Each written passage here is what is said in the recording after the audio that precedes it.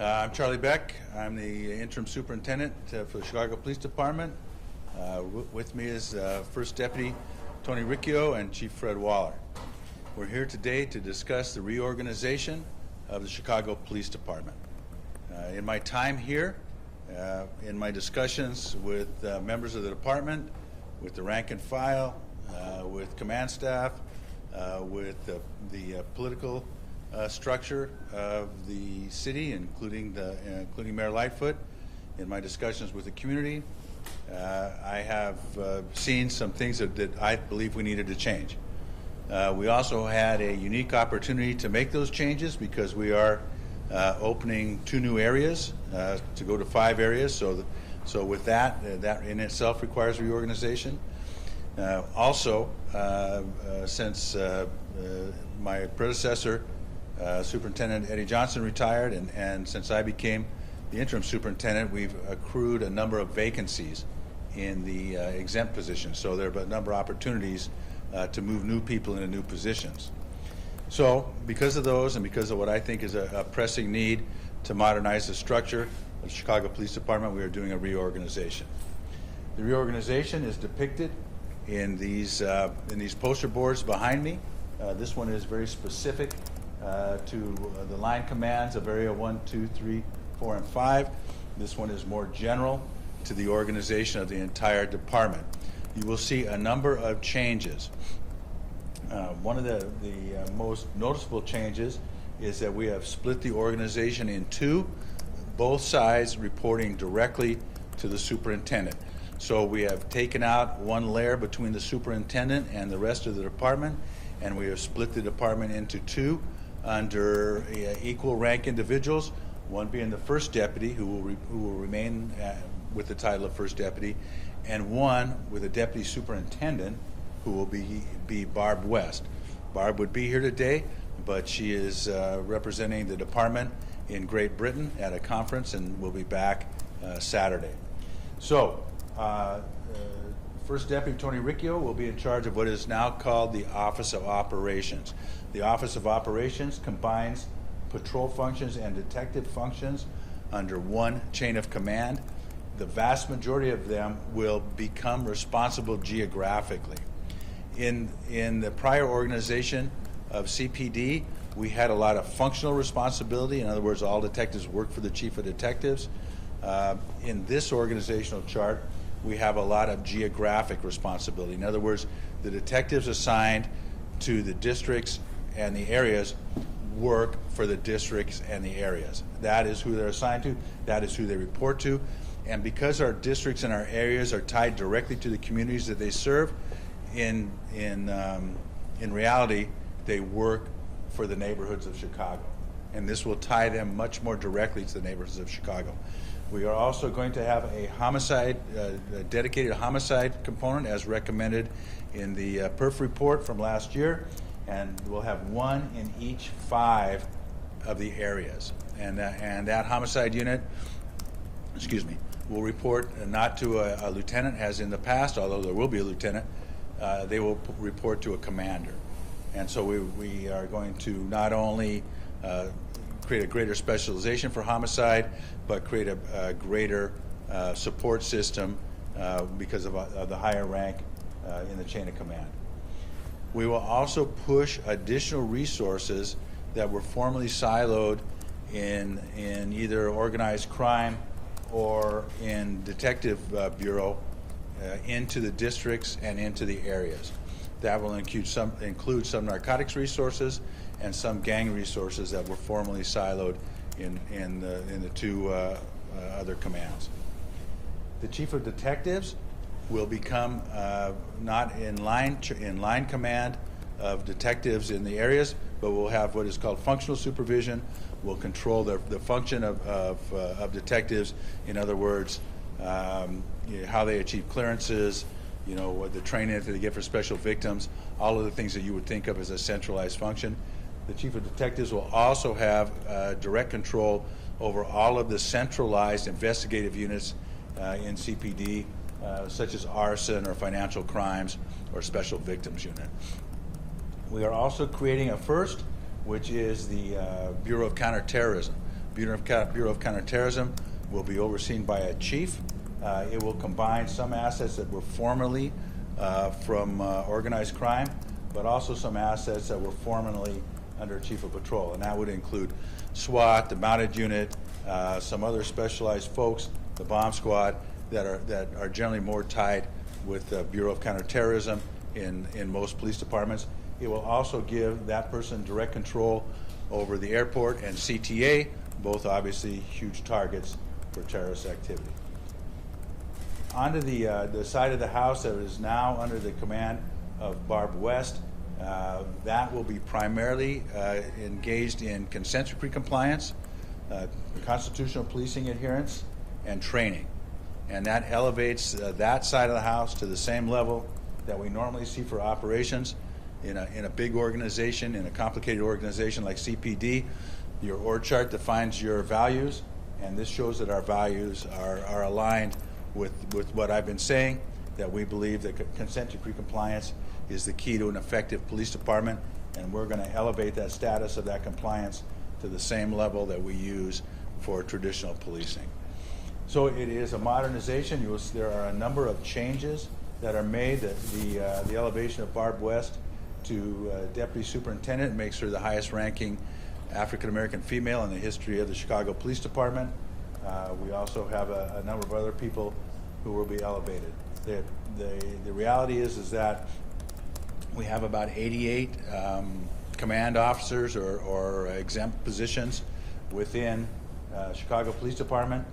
23 of those will be elevated in this new org chart. So that is about a quarter of our command staff will be directly affected by this.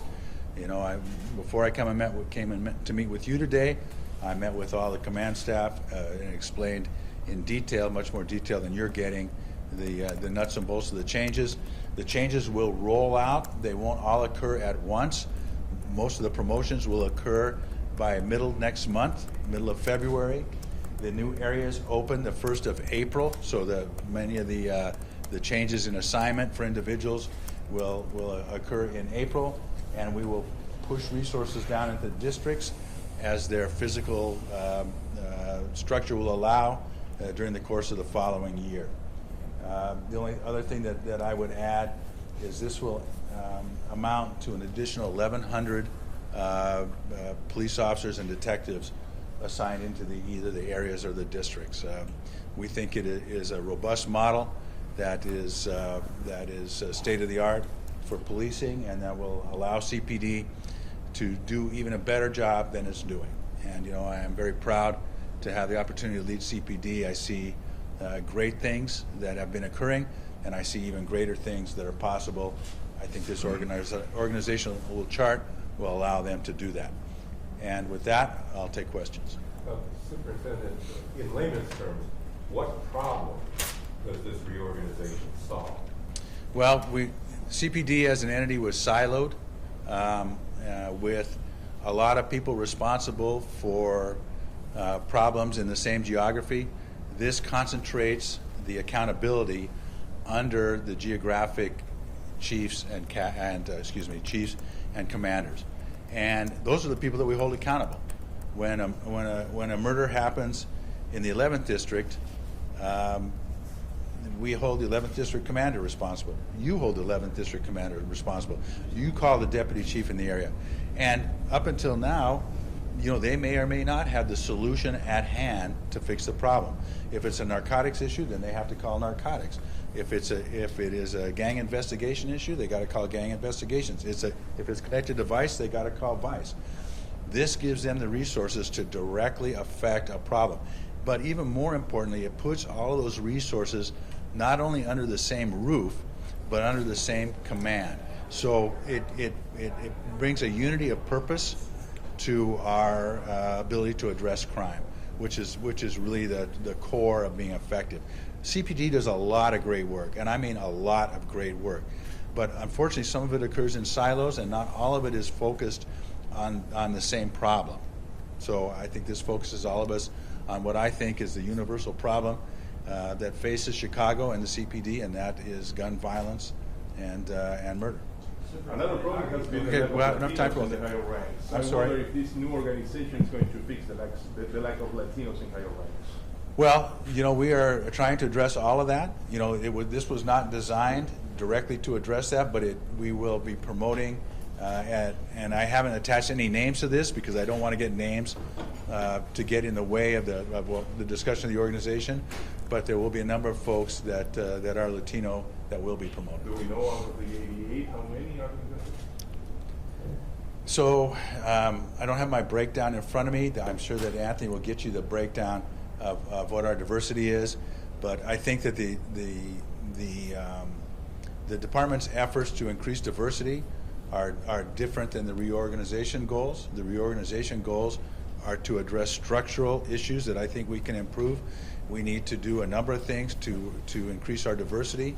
One of the things I think most people don't know about the command staff or the exempts in CPD is that they are majority minority, and they are 60% are either individuals of color or women.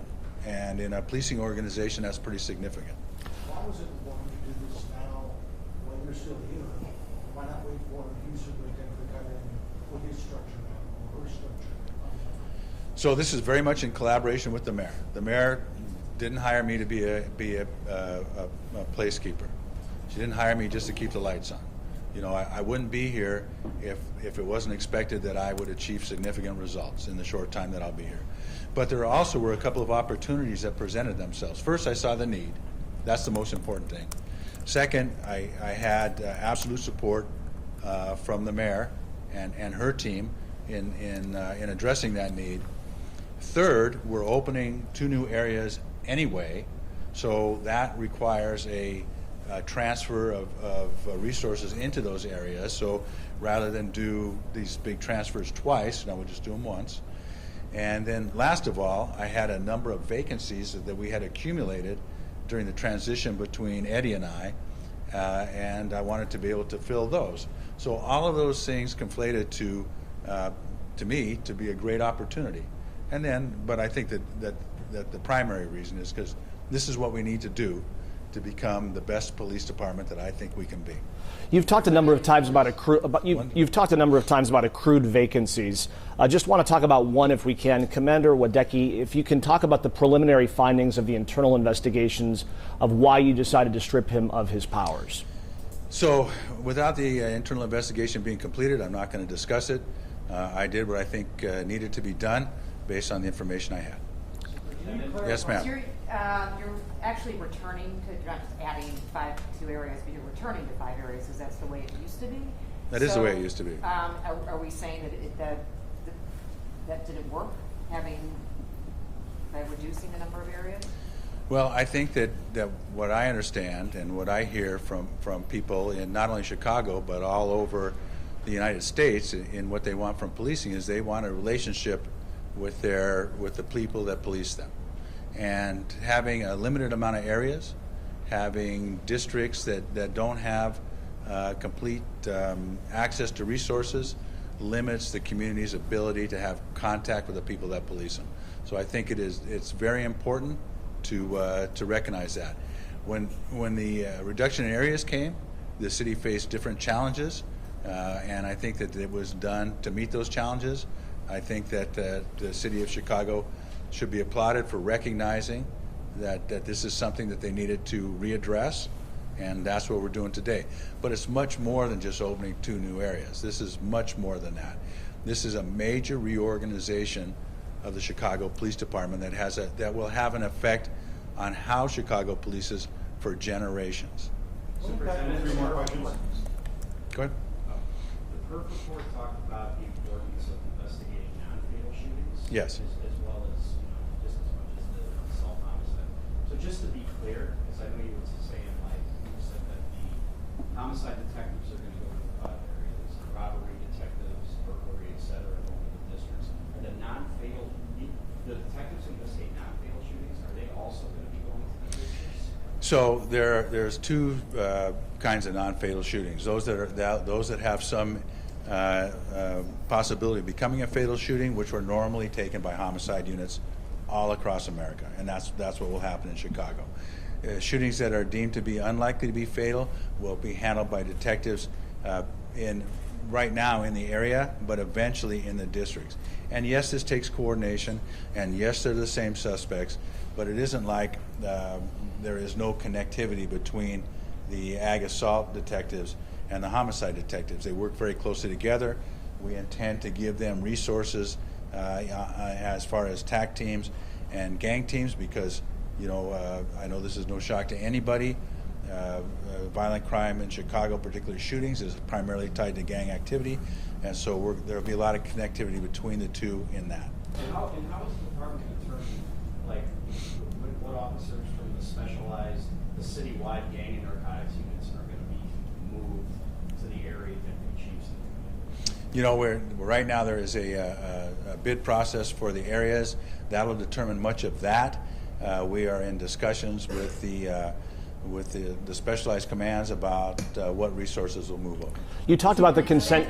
Superintendent, what was the reaction from your staff who within the department when you unveiled these changes? Well, first of all, these are pretty sweeping changes, and they're very different than the chains of responsibility that have been historic in CPD. So a lot of them were trying to wrap their heads around what exactly these changes were. But I've received strong support, universal support for this. We had a long discussion, and like any good boss, I took all the questions that I could take. But then, we walk out of that room with unity of purpose. We are as a team going to make this work. Superintendent Beck, you talked about the consent decree. One question about Officer James Hunt, who killed an African-American youth after killing a young African-American child years ago.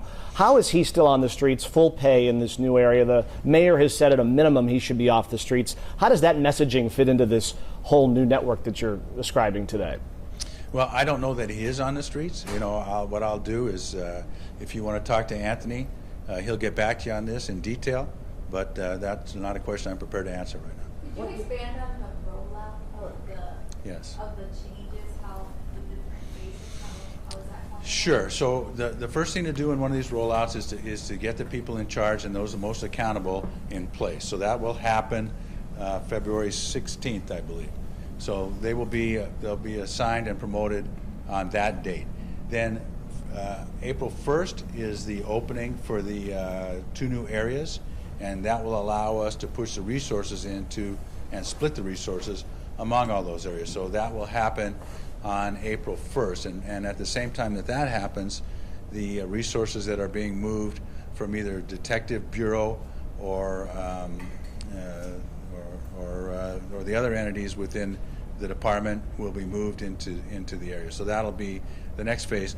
Then the last phase will be done over the course of this calendar year, and that will be to push as many detective resources as we can into the districts and make them accountable to the district commanders. Last two. Is there a budgetary impact on all this? We have a couple of new positions that are added that were already factored in the budget, the new positions that go along with the 2 new areas. We have one new 3-star that Barb West, who is a budget impact, not a huge budget impact, and we were able to absorb that. But most of it is staying within budget. Now we may have to do some small build-outs in the districts, but I think we can manage that, and I think that given the areas, the flexibility at pushing those resources down will allow us to meet that without a huge budgetary impact. Can you Last talk question. about the Diamond Turner case and why it took so long to finally charge Arthur Hilliard, since apparently he was the primary suspect? He was the primary suspect. The return of the DNA was what took so long. We don't have full ability, as in some police departments, to analyze our own DNA, so we have to rely on the state. As soon as the DNA came back, the warrant was served. Can you talk a little bit about the department's use of facial recognition technology as opposed to photo matching technology? Well, so on the facial recognition side, I would say that it's important for everybody to know that we comply with the Illinois state law, which has addressed this. We do not use either technique without a predicate crime. We do not crowd search. We do not violate people's First Amendment rights by doing First Amendment activities. We strictly use these processes to solve crimes that have been reported where we have evidence that gives us a person's face but not identity. I would also add that I think, which is one of the most important things, is that facial recognition is never used in and of itself, by itself, to make an arrest. Never. And that's the end. So thank you very much. Thank you, John.